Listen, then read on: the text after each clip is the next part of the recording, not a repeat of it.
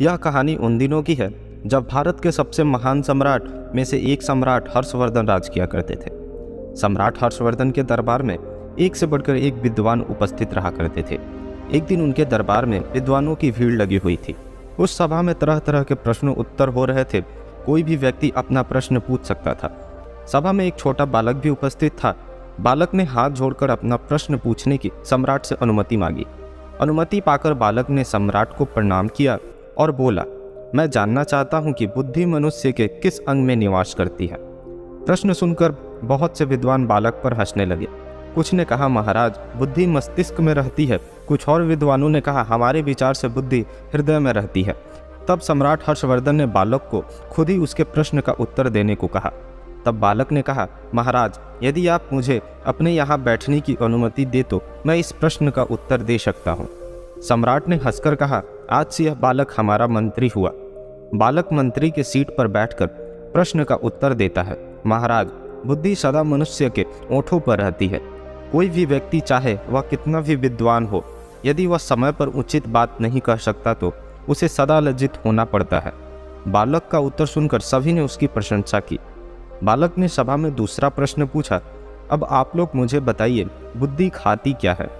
यह सुनकर कुछ विद्वानों ने बालक का उपहास उड़ाते हुए कहा, क्या बुद्धि कोई आदमी या जानवर है जो कुछ खाएगी?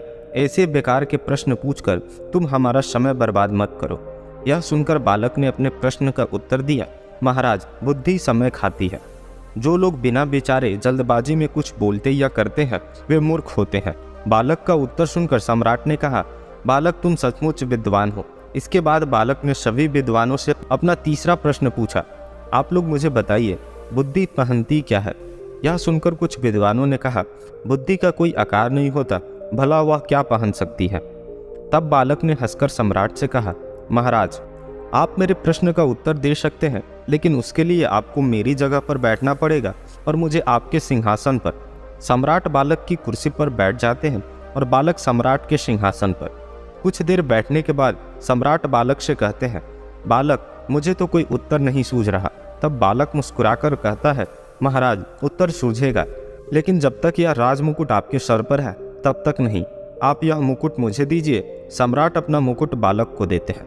बालक मुकुट अपने सर पर लगाता है और चेहरे पर एक मुस्कान भरकर कहता है, तो अब महाराज को उत्तर सूझ ही गया होगा। यह सुनकर अचानक सम्राट हर्षवर्धन को एक चेतना आती है और वह बड़ी तेजी के साथ ठहाका मारकर हंसने लगते हैं और कहते हैं, अब मैं समझ गया कि एक बुद्धिमान व्यक्ति के लिए कुछ भी असंभव नहीं है।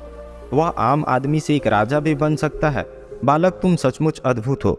आज से न केवल तुम मेरे मुख्यमंत्री हुए बल्कि मेरे मित्र भी हो। दोस्तों, क्या आप जानते हैं यह बालक कौन था? आगे चलकर यह बालक महान कवि वाणभट्ट के नाम से प्रसिद्ध हुआ, जिसने हर्षचरित और कादम्बरी जैसे उपन्यास लिखे। हर्षचरित में सम्राट हर्षवर्धन का चरित्र है, जबकि कादम्बरी दुनिया का पहला उपन्यास था। तो दोस्तों, कहानी आपको कैसी लगी? अच्छी लगी तो वीडियो को लाइक एंड शेयर करें और चैनल को सब्सक्राइब करें। Thank you, thanks for watching.